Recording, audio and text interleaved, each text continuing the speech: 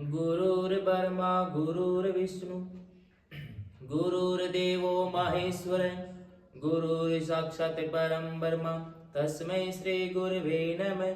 ध्यानमूलं गुरुमूर्ति पूजामूलं गुरुपदं ज्ञानमूलं गुरुवाक्ये मोक्षमूलं गुरुकृपा।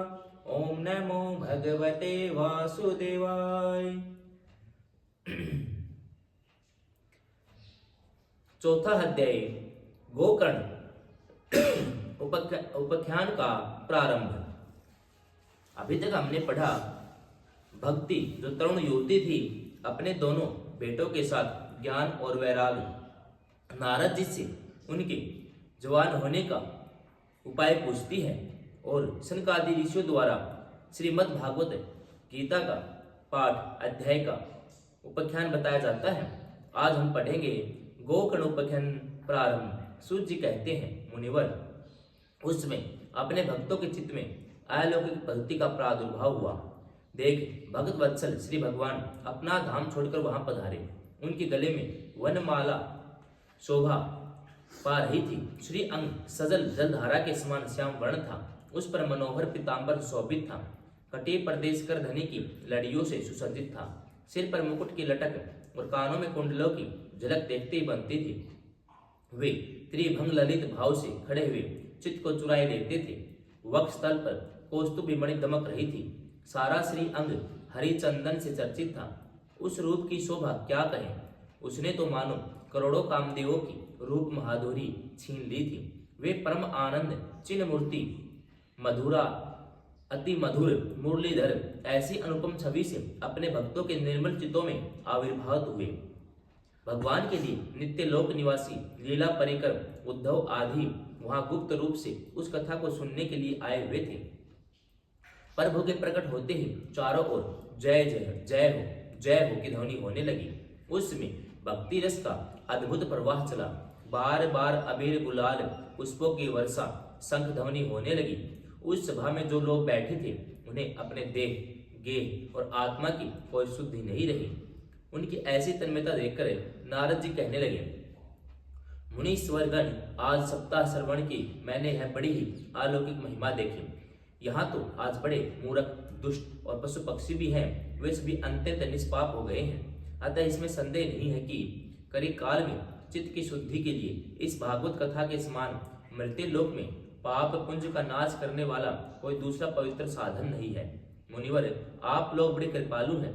आपने संसार के कल्याण का विचार करके यह बिल्कुल निराला ही मार्ग निकाला है।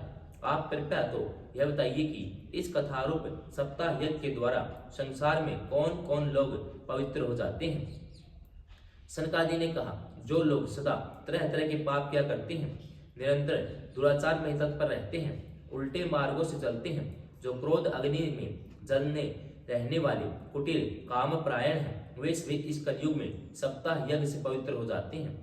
जो सत्य से युक्त माता पिता की निंदा करने वाले, तृष्णा के मारे व्याकुल, आश्रम धर्म से रहित, दंभी, दूसरों की उन्नति देखकर कूदने वाले, दूसरों को दुख देने वाले हैं, वे भी कलयुग में सप्ताह यज्ञ से पवित्र हो जाते हैं। जो मदिरापान, परम हत्या, सुवर्ण की चोरी, गुरु स्त्री गमन, विश्वासघात, ये 5 महापाप करने वाले हैं। छल, छदपरायण, क्रूर, पिशाचों के समान निर्दयी, ब्राह्मणों के धन से पुष्ट होने वाले वह विचारी हैं। वे भी कलयुग में सप्ताह यज्ञ से पवित्र हो जाते हैं। जो दुष्ट आग्रह पूर्वक सर्वदा मन, वाणी या शरीर से पाप करते रहते हैं, दूसरों के धन से पुष्ट होते हैं, मलिन मन और दुष्ट हृदय वाले हैं, वे भी कलयुग में सप्ताह यज्ञ से पवित्र हो जाते हैं। नारद जी, अब हम तुम्हें इस विषय में एक प्राचीन इतिहास सुनाते हैं। उसके सुनने से ही सब पाप नष्ट हो जाते हैं। पूर्व काल में तुंगभद्रा नदी के तट पर एक अनुपम नगर बसा हुआ था। वहां सभी वर्णों के लोग अपने अपने धर्मों का आचरण करते हुए सत्य और सत्य कर्मों में तत्पर रहते थे। उस नगर में समस्त वेदों का विशेषज्ञ, स्रोत स्मार्त कर्मों में निपुण एक आत्मदेव नामक ब्राह्मण रहता था। वह साक्षात दूसरे सूर्य के समान तेजस्वी था। वह धनी होने पर भी भिक्षाजीवी था। उसकी प्यारी पत्नी धुंधुली, कुलीन और सुंदरी होने पर भी सदा अपनी बात पर अड़ जाने वाली थी। उसे लोगों की बात करने में सुख मिलता था। स्वभाव था क्रूर, प्राय कुछ न कुछ बकवाद करती रहती थी, गृह कार्य में निपुण थी, कृपण थी झगड़ालू भी। इस प्रकार ब्राह्मण दंपति प्रेम से अपने घर में रहते विहार करते थे। उनके पास अर्थ और भोग विलास की सामग्री बहुत थी, घर द्वार भी सुंदर थे, परंतु उससे उन्हें सुख नहीं था। जब अवस्था बहुत ढल गई तब उन्होंने संतान के लिए तरह तरह के पुण्य कर्म आरंभ किए। वे दीन दुखियों को गो, पृथ्वी, सुवर्ण, वस्त्र आदि दान करने लगे। इस प्रकार धर्म मार्ग में उन्होंने अपना आधा धन समाप्त कर दिया, तो भी उन्हें पुत्र या पुत्री किसी का भी मुख देखने को न मिला। इसलिए अब वह ब्राह्मण बहुत ही चिंतातुर रहने लगा। एक दिन वह ब्राह्मण देवता बहुत दुखी होकर घर से निकलकर वन को चल दिया। दोपहर के समय उसे प्यास लगी, इसलिए वह एक तालाब पर आया। संतान के अभाव के दुख ने उसके शरीर को बहुत सुखा दिया था, इसलिए थक जाने के कारण जल पीकर वह वहीं बैठ गया।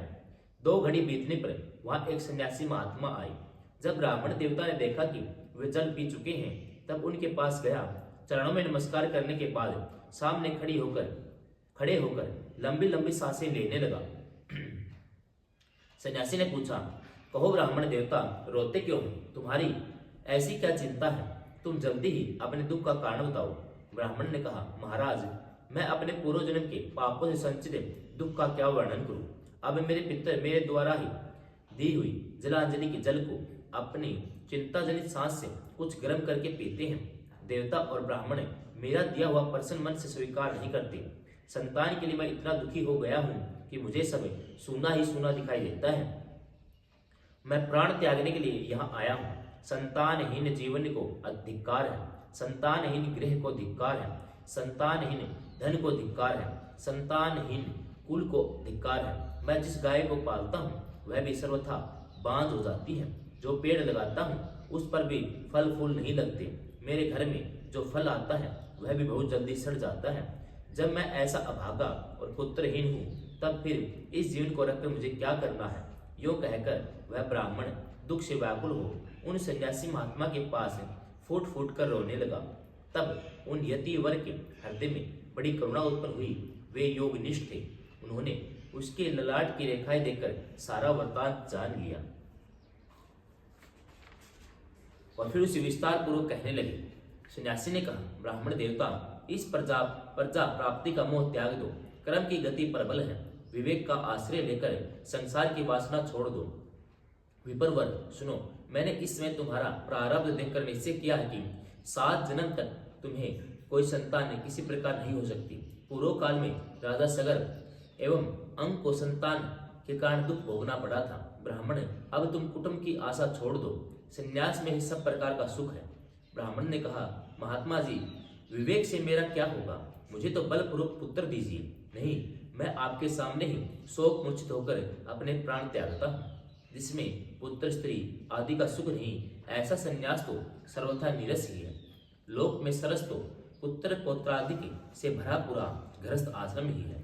ब्राह्मण का ऐसा आग्रह सुनकर उस तपोधन ने कहा, विधाता के लेख को मिटाने का हठ करने से राजा चित्रकेतु को बड़ा कष्ट उठाना पड़ा था। इसलिए देव जिसके उद्योग को कुचल देता है, उस पुरुष के समान तुम्हें भी पुत्र से सुख नहीं मिल सकेगा। तुमने बड़ा हठ पकड़ रखा है और अर्थी के रूप में तुम मेरे सामने उपस्थित हो। ऐसी दशा में मैं तुमसे क्या कहूँ? जब महात्मा जी ने देखा कि यह किसी प्रकार अपना आग्रह नहीं छोड़ता, तब उन्होंने उसे एक फल देकर कहा, इसे तुम अपनी पत्नी को खिला देना, इससे तुम्हें एक पुत्र होगा। तुम्हारी स्त्री को 1 साल तक स्तेय, शौच, दया, दान और एक में एक ही अन्न खाने का नियम रखना चाहिए। यदि वह ऐसा करेगी तो बालक बहुत शुद्ध स्वभाव वाला होगा। यह कहकर वे योगीराज चले गए। ब्राह्मण अपने घर लौट आया। वहां आकर उसने फल अपनी स्त्री के हाथ में दे दिया और समय कहीं चला गया। उसकी स्त्री तो कुटिल स्वभाव की ही थी। रो रोकर अपने एक सखी से कहने लगी, सखी, मुझे तो बड़ी चिंता हो गई है। मैं तो यह फल नहीं खाऊंगी। फल खाने से गर्भ रहेगा, गर्भ से पेट बढ़ जाएगा, कुछ खाया पिया जाएगा नहीं, इससे मेरी शक्ति क्षीण हो जाएगी। तब बता, घर का धंधा कैसे होगा? और देववश यदि कहीं गांव में डाकुओं का आक्रमण हो गया तो गर्भिणी स्त्री कैसे भागेगी? यदि सुखदेव जी की तरह यह गर्भ भी पेट में रह गया तो इसे बाहर कैसे निकालना पड़ेगा? यूं भी प्रसव के समय बड़ी भयंकर पीड़ा होती है। मैं सुकुमारी भला यह सब कैसे सह सकूंगी? जब मैं दुर्बल पड़ जाऊंगी तब ननद नानी आकर घर का सारा माल मता समेट ले जाएगी। मुझसे तो सत्य, सोच आदि नियमों का पालन होना भी कठिन ही जान पड़ता है। जो स्त्री बच्चा जन्मती है उसे उस बच्चे के लालन पालन में बड़ा कष्ट होता है। मेरे विचार से तो वंधा और विधवा स्त्री ही सुखी है। मन में ऐसे ऐसे तरह तरह के कुतर्क उठने से उसने वह फल नहीं खाया। जब उसके पति ने पूछा फल खा लिया, तब उसने कहा हाँ खा लिया। एक दिन उसकी बहन अपने आप ही उसके घर आई। तब उसने अपनी बहन को सारा वृत्तांत सुनाकर कहा कि मेरे मन में इसकी बड़ी चिंता है। मैं इस दुख के कारण दिनों दिन दुबली हो रही हूँ। बहन मैं क्या करूँ? बहन ने कहा मेरे पेट में बच्चा है, प्रसव होने पर वह बालक मैं तुझे दे दूंगी। तब तक तू गर्भवती के समान घर में गुप्त रूप से सुख से रहे। तू मेरे पति को कुछ धन देगी तो वे तुझे अपना बालक दे देंगे। हम ऐसी युक्ति करेंगे कि जिससे सब लोग यही कहें कि इस बालक 6 महीने का होकर मर गया और मैं नित्य प्रति तेरे घर आकर उस बालक का पालन पोषण करती रहूंगी। तू इसमें इसकी जांच के लिए यह फल गो को खिला दे। ब्राह्मणी ने स्त्री स्वभाववश जो जो अब उसकी बहन ने कहा वह ही सब किया। इसके पश्चात समय अनुसार जब उस स्त्री के पुत्र हुआ तब उसके पिता ने चुपचाप लाकर उसे धुंधली को दे दिया। उस समय आत्मदेव को सूचना दे दी कि मेरे सुखपूर्वक बालक हो गया है। इस प्रकार आत्मदेव के पुत्र हुआ सुनकर सब लोगों को बड़ा आनंद हुआ। ब्राह्मण ने उसके जात कर्म संस्कार करके ब्राह्मणों को दान दिया। उसके द्वार पर गाना बजाना और अनेक प्रकार के मांगलिक करते होने लगे। धुंधली ने अपने पति से कहा मेरे सत्रों में तो दूध ही नहीं है, फिर गो आदि किसी अन्य जीव के दूध से इस बालक का किस प्रकार पालन करूंगी? मेरी बहन के अभी बालक हुआ था, वह मर गया है, उसे बुलाकर अपने यहाँ रख ले, वह आपके इस बच्चे का पालन पोषण कर लेगी। तब पुत्र की रक्षा के लिए आत्मदेव ने वैसा ही किया। माता धुंधली ने उस बालक का नाम धुंधुकारी रखा। इसके बाद 3 महीने बीतने पर उस गो के भी एक मनुष्य आकार बच्चा हुआ। वह सर्वांग सुंदर, दिव्य, निर्मल, सुवर्ण की कांति वाला था। उसे देखकर ब्राह्मण देवता को बड़ा आश्चर्य हुआ, वे आनंद हुआ। उसे स्वयं ही उसके सब संस्कार किए। इस समाचार से सब लोगों को बड़ा आश्चर्य हुआ। वे बालक को देखने के लिए आए, आपस में कहने लगे देखो भाई, अब आत्मदेव का कैसा भाग्य उदय हुआ है, कैसे आश्चर्य की बात है। गो के भी ऐसा दिव्य रूप बालक उत्पन्न हुआ है। दैव योग से इस गुप्त रहस्य का किसी को पता न लगा। आत्मदेव ने उस बालक के गो के कान देखकर उसका नाम गोकर्ण रखा।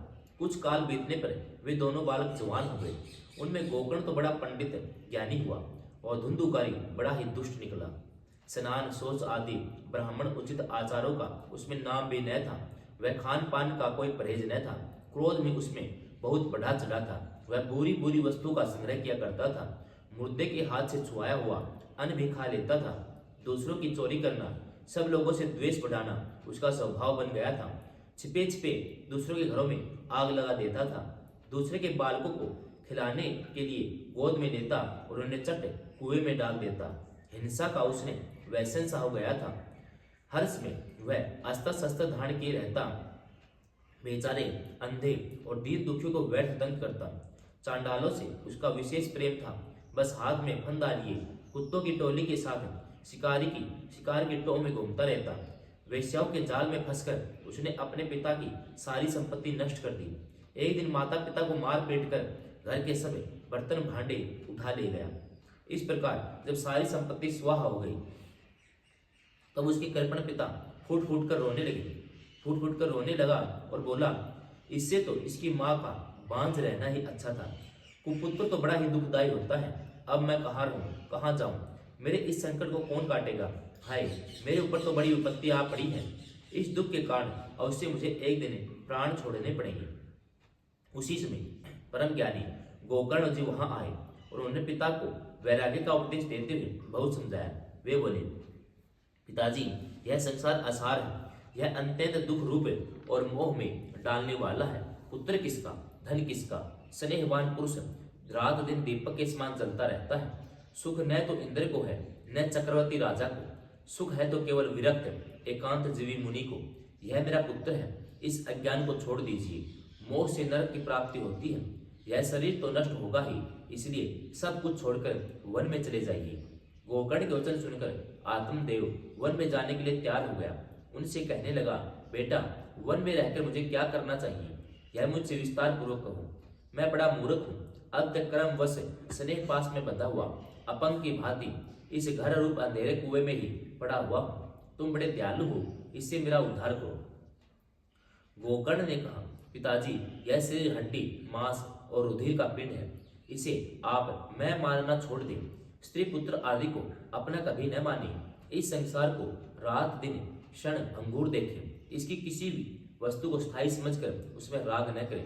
बस एकमात्र वैराग्य रस के रसिक होकर भगवान की भक्ति में लगे रहें। भगवत जन ही सबसे बड़ा धर्म है। निरंतर उसी का आश्रय लिए रहें। अन्य सब प्रकार के लौकिक धर्मों से मुख मोड़ दें। सदा साधुजनों की सेवा करें। भोगों की लालसा को पास न फटकने दें। जल्दी जल्दी दूसरों के गुण दोषों का विचार करना छोड़कर एकमात्र भक्त सेवा और भगवान की कथाओं के रस का ही पान करें। इस प्रकार पुत्र की वाणी से प्रभावित होकर आत्मदेव जी ने घर छोड़ दिया। वन की यात्रा की। यद्यपि उसकी आयु उसमें 60 वर्ष की हो चुकी थी, फिर भी बुद्धि में पूरी दृढ़ता थी। वहां रात दिन भगवान की सेवा पूजा करने से, नियम पूर्वक भागवत के दसम स्कंद का पाठ करने से उसने श्री भगवान श्री कृष्णचंद्र जी को प्राप्त कर लिया। चौथा अध्याय समाप्त।